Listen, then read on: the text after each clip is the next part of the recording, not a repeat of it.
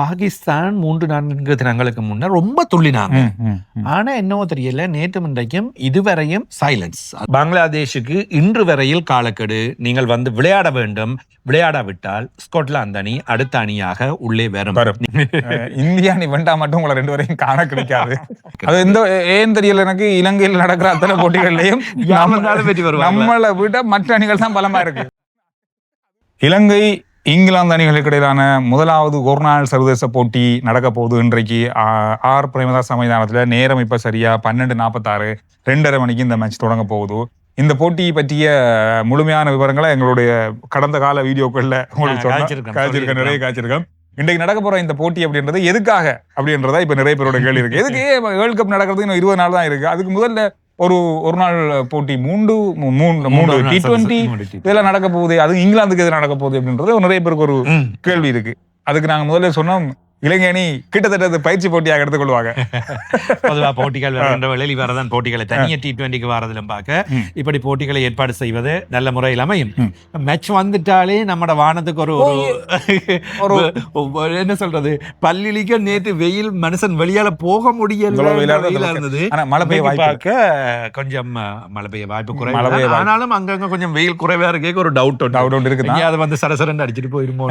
இந்த போட்டிகளை வந்து இலங்கை அணி நிச்சயம் வெல்ல வேண்டிய கட்டாயம் இருக்கு. காரணம்னு சொன்னா, ஏற்கனவே தெரிவுக்குழுவில் மாற்றம் ஏற்பட்டிருக்கு. அதோட பந்து வீச்சு பயிற்சியாளர் மலிங்க இருக்காரு.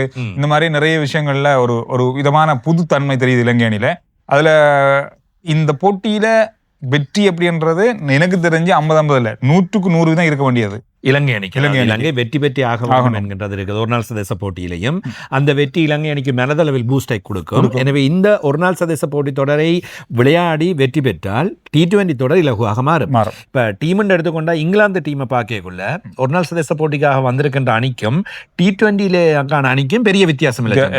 2-3 வீரர்கள் தான் மாறுவார்கள். கிட்டத்தட்ட இங்கிலாந்தை பொறுத்தவரையில் இங்கிலாந்து இதை சாதகமாக பாவித்துக் கொள்ளும். ஒரு நாள் சர்வதேச போட்டிக்காக இப்பொழுது வந்து மைதான நிலைமைகள், கால நிலைமை இதெல்லாம் தனக்கேற்ற மாதிரி பழக்கப்படுத்த போகின்றது. எனவே அதை பழுத்தி கொண்டு இதே வீரர்களை கொண்டு தான் T20 விளையாட போகின்றார்கள். எனவே அவர்கள் தங்களுக்கு சாதகமாக பாவிக்கின்றார்கள். இலங்கை அணி அதிலும் பார்க்க அதிகம் சாதகத்தன்மையை தங்களுக்கு எடுக்க வேண்டியிருக்கும். எனவே இது ஒரு முக்கியமான போட்டியா இருக்க போகுது. எல்லா சர்வதேச ஊடகங்கள்ல பேசப்படுற, நாங்க 2 நாளைக்கு முதல்ல பேசிய முக்கியமான விஷயம், பங்களாதேஷ் அணி இந்த உலக கிண்ணத்துல விளையாட போறதுக்கான இறுதி நாள் இன்றைக்கு இவங்க அறிவிக்கலன்னு சொன்னா, இது நடக்கிற விஷயம் தலைகளா இருக்க போது. ஸ்காட்லாந்து அணி இதுக்குள்ள வரப்போகுது. ICC நேற்றைய தினம் தன்னுடைய முடிவினை உறுதியாக அறிவித்து விட்டது. அவர்களுடைய முடிவாக அறிவிக்கப்பட்டிருக்கின்றது.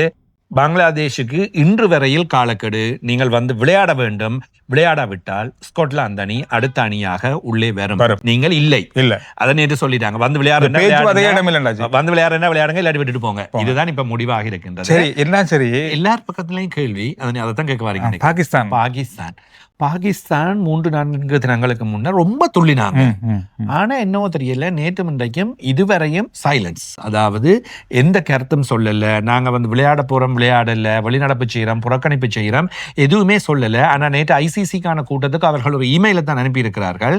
அது வந்து சேர்ந்தும் அதை பற்றி பெரிய அளவில் கணக்கெடுத்துக் கொள்ளவில்லை. இந்த பங்களாதேஷ் அணி பற்றியான விவரங்களை அவங்க வெளியிடல. ஏற்கனவே 3 நாளைக்கு முதல்ல சொன்ன விஷயம், பங்களாதேஷ் விளையாடலன்னு சொன்னா தாங்களும் இந்த உலகக்கிண T20 போட்டிகள்ல இருந்து விலக போறோம்னு சொன்னாங்க. ஆனா நேற்று இப்ப இன்றைக்கு வரைக்கும் ICC முற்றுமுழுதாக இல்ல, இது நீங்க வந்தே ஆகணும் அப்படின்றத பங்களாதேஷுக்கு சொல்லிட்டாங்க. ஆனா பாகிஸ்தான் அணி இன்னும் அதை பத்தி சொல்லல.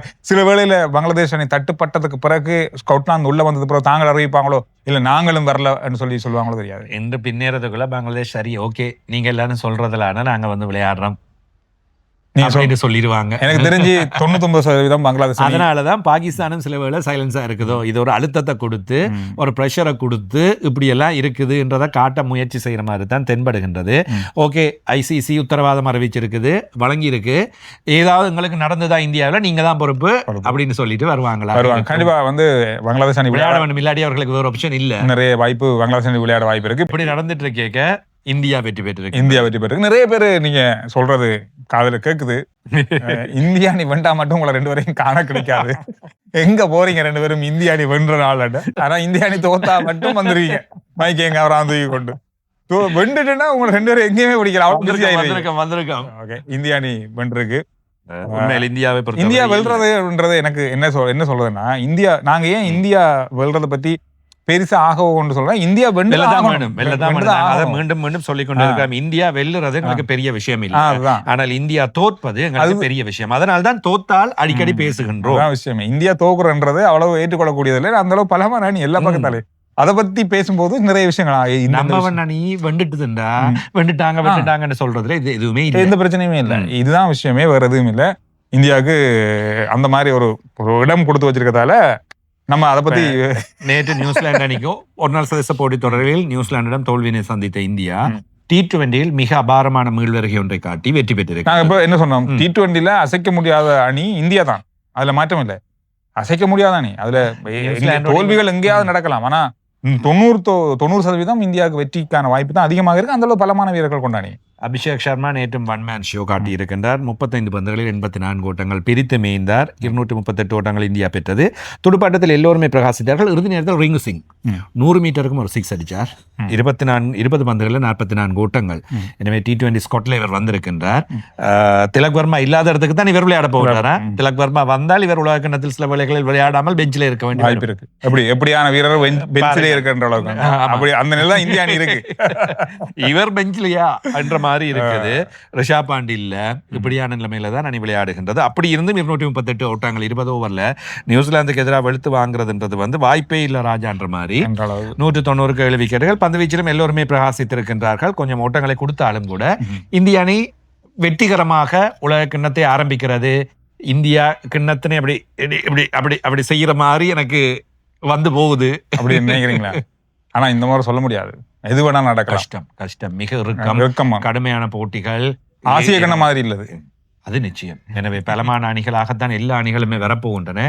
T20 ஒரு நாளையில அடிச்சு முடிச்சுட்டு போயிட்டாங்கன்னா அன்றைக்கு போச்சு, அவ்வளவுதான். எனவே இந்த விஷயங்கள் தான் அப்படி ஒரு மசாலாவா இந்த வீடியோ உங்களுக்கு இருந்திருக்கும். நீங்க சொல்லுங்க, இந்த முறை உலக கிண்ணத்தை வெல்ல போறது யார் அப்படின்றது அதே மாதிரி சொல்லுங்க. இன்னொரு விஷயத்தை ஞாபகப்படுத்தி முடிக்கின்றோம். இங்கிலாந்து இலங்கை அணிகளுக்கு இடையிலான ஒரு நாள் சர்வதேச போட்டிகள்ல இங்கிலாந்து அணிக்கு 38 வெற்றிகள், இலங்கை அணிக்கு 37 வெற்றிகள். ஆக கிட்டத்தட்ட சமபலம் தான் இதுவரை நடந்த மொத்தமான போட்டிகள்ல. 3 போட்டிகள் கைவிடப்பட்டது, ஒரு போட்டி சமநிலை. ஆக இன்றைய தினம் வெற்றி பெற்ற இலங்கை அணி ஈக்குவல் சமன் என்ற நிலைமைக்கு வந்துடும். ஆனால் இலங்கையில் வைத்து நடைபெற்ற போட்டிகளில் பலமாக இங்கிலாந்து அணி இருந்திருக்கு. அது ஏன் தெரியல எனக்கு, இலங்கையில் நடக்கிற அத்தனை போட்டிகள்லையும் வெற்றி வருவாங்க. நம்மளை விட மற்ற அணிகள் தான் பலமா இருக்கு. அதுவும் கொழும்பு மைதானத்திலேயே 3 ஒரு நாள் சர்வதேச போட்டிகளும் கொழும்பில் நடக்க போகின்றது. இன்றைய தினம் ஒன்று, சனிக்கிழமை ஒன்று, அடுத்த செவ்வாய்க்கிழமை ஒன்று. போட்டிகளை நீங்கள் போய் நேரடியாக மைதானத்துல போய் பார்க்கலாம். அதுக்கு பிறகு கண்டி பல்லேகலையில் நான் நினைக்கிறேன் ஆரம்ப வீடியோவில் சந்திரன் நான் தம்புள்ளை என்று சொல்லியதாக ஞாபகம். பல்லேகலவில் தான் T20 போட்டிகள் 3 நடைபெற கண்டியில் போட்டிகளை பார்க்கவும் தயாராகுங்கள்.